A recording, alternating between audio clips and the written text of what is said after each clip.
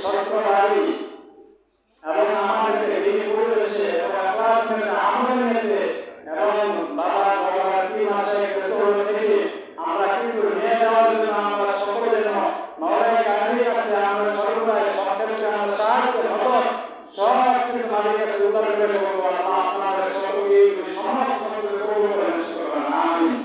আমি আপনাদের সঙ্গে কোরআন কারিমে 13 নম্বর 27 কিছু তেলাওয়াত করেছি।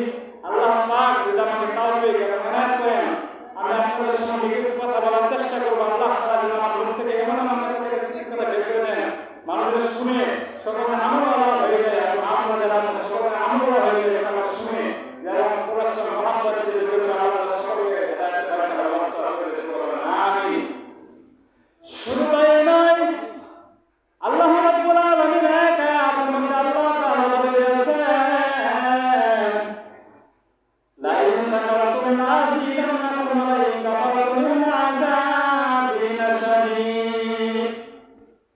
এখানে আল্লাহ রাব্বুল আলামিন বলেছেন ও বান্দা তোমরা যদি আমার নিয়ামতের শুকর আদায় করো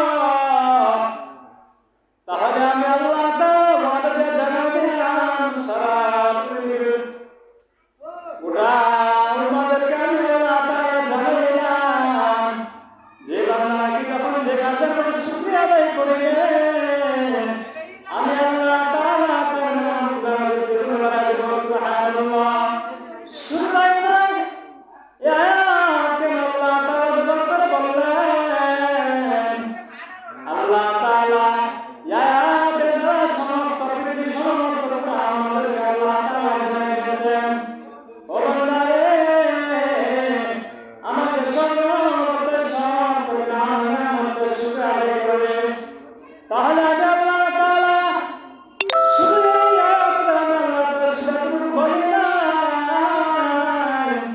আমি আল্লাহ তাআলা বলি বান্দা তুমি যদি আর বেশি বেশি নিয়ামতের শুকর আদায় করবে আমি আল্লাহ তাআলা তোমাকে আমি বাড়াই দেব সুবহানাল্লাহ। শুধু তাই নয় তাফসীরে কিতাবের মধ্যে এসেছে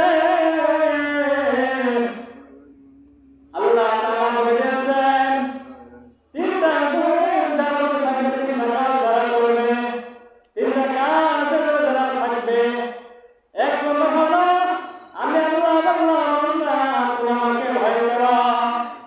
দুই নম্বর হলো ধৈর্য ধারণ করা আসছে। তিন নম্বর হলো সহবতের কথা আসছে। তিনটা কাজ যদি আপনি করতে পারি তাহলে আমার আল্লাহ তাআলা আমাকে শুধু বলেন না আল্লাহ তাআলা বান্দা পিছনের গুনাহগুলো মাফ করে দেব সুবহানাল্লাহ। শুধু নয় কিতাব